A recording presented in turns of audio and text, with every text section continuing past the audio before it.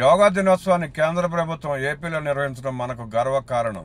మన రాష్ట్రంలో 2 కోట్ల మంది ప్రజలు పాల్గొన్న ఈ కార్యక్రమానికి ఎంతో మంది విదేశీ ప్రతినిధులు హాజరయ్యారు. 2 గిన్నిస్ రికార్డులు, 21 ప్రపంచ రికార్డులను నమోదు చేసే విధంగా ఈ కార్యక్రమాన్ని చంద్రబాబు గారు నిర్వహించారు. ఇక లోకేష్ గారి కృషి అని ప్రధాని స్వయంగా ప్రశంసించారు. కేంద్ర ఆయుష్ మంత్రిత్వ శాఖ రాష్ట్ర ప్రభుత్వానికి రీఎంబర్స్ చేసే 75 కోట్లతో ఇంటర్నేషనల్ యోగా డేని విశాఖలో నిర్వహించి ప్రపంచమంతా ఏపీ వైపు చూసేలా చేసి విశాఖకు అంతర్జాతీయ గుర్తింపు బ్రాండ్ ఏపీకి అతిపెద్ద ప్రమోషన్ చేసింది కూటమి ప్రభుత్వం.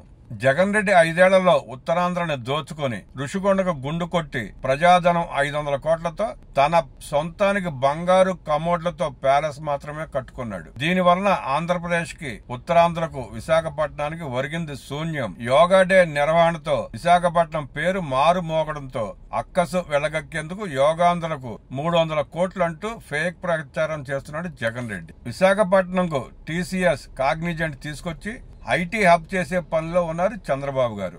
విశాఖకు గంజాయి తెచ్చిన తనను తరిమి కొట్టారనే కక్షతో విష ప్రచారం చేసే కుట్రలు పన్నుతూనే ఉన్నాడు జగన్ రెడ్డి.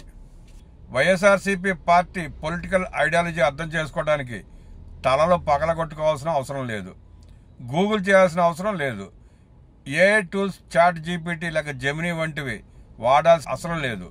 జర్నలిస్టుల ముసుగులో ఇలాంటి సూడో మేధావులు రాసే వెర్రి రాతలు చూస్తే చాలు. ఒక వ్యక్తి మీసాలు పెంచి గిన్నిస్ కి అప్లై చేసుకోవటం, అంతర్జాతీయ యోగా దినోత్సవం రోజు 3,30,000 మంది ఒకే ప్రదేశంలో యోగా చేయటం ఒకటే అని చెప్పే ప్రయత్నంతోనే వీళ్ల భావ దారిద్ర్యం ఏంటో అర్థమైపోతుంది. లక్షల మంది యోగా చేయటం, ఒక వ్యక్తి మీసాలు పెంచడం ఒక్కటేనా? సన్యాసం స్వీకరించడం, యోగాను జీవితంలో ఒక భాగం చేసుకోవటం రెండు ఒక్కటేనా?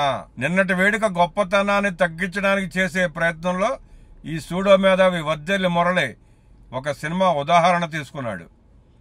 నేను ఒక సినిమా ఉదాహరణ తీసుకుని చెబుతాను. తమిళ హీరో విజయ్ది అదిరింది అనే మూవీలో దేశంలో ఈ రోజు జరుగుతున్న అతి పెద్ద క్రైమ్ గురించి చెబుతాడు.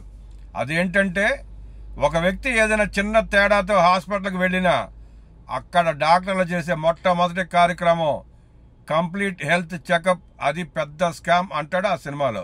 చిన్న చిన్న తేడాలు అందరికీ సహజం, అందులో ఏ శారీరక శ్రమ లేని వాళ్ళకి ఇంకా సహజం. వ్యాయామాన్ని జీవితంలో రోజువారీ కార్యక్రమంగా చేసుకోవడం ద్వారా చాలా వరకు ఈ చిన్న తేడాలను అవాయిడ్ చేయొచ్చు. అది ఏ వ్యాయామైనా సరే ఆ విషయాన్ని ప్రతి డాక్టరు చెబుతారు. నడక, కార్డియో, ఏరోబిక్స్ వంటి ఇతర వ్యాయామాలతో పోలిస్తే యోగా ఖచ్చితంగా ఉపయుక్తమే. అటువంటి యోగా పైన కోట్ల మంది జనాలలో అవగాహన పెంచడానికి పీఎం మోడీ ఐరాసతో చర్చించి ఇంటర్నేషనల్ యోగా డే కాన్సెప్ట్ ను తీసుకొచ్చారు. ఈ కార్యక్రమం ద్వారా కొత్తగా 1 కోటి మంది ప్రతి సంవత్సరం యోగా చేయటం మొదలుపెట్టినా వారికి, వారి కుటుంబాలకి అది ఎంతో ఉపయోగపడుతుంది. ఇటువంటి కార్యక్రమాన్ని తాపేశ్వరం కాజాతోనూ, ఏమీ చేతకాక రికార్డుల కోసం, ఉపయోగం లేని గుర్తింపు కోసం జుట్టు లేక మీసాలు పెంచడం, గోళ్లు పెంచడం వంటి వాటితో పోలుస్తున్నాడు అంటేనే అతని స్థాయి అర్థమైపోతుంది. మొన్న అమరావతి మహిళలను అవమానపరిచింది కృష్ణరాజు, కొమ్మినేని, ఈ మురళి. ఇటువంటి వాళ్ళు ఆ పార్టీ భావజాలాన్ని నిర్మిస్తున్నారంటే ఎటువంటి రాష్ట్రాన్ని, ప్రజలలో ఎటువంటి ఆలోచన ధోరణిని ఆ పార్టీ కోరుకుంటుందో అర్థమైపోతుంది.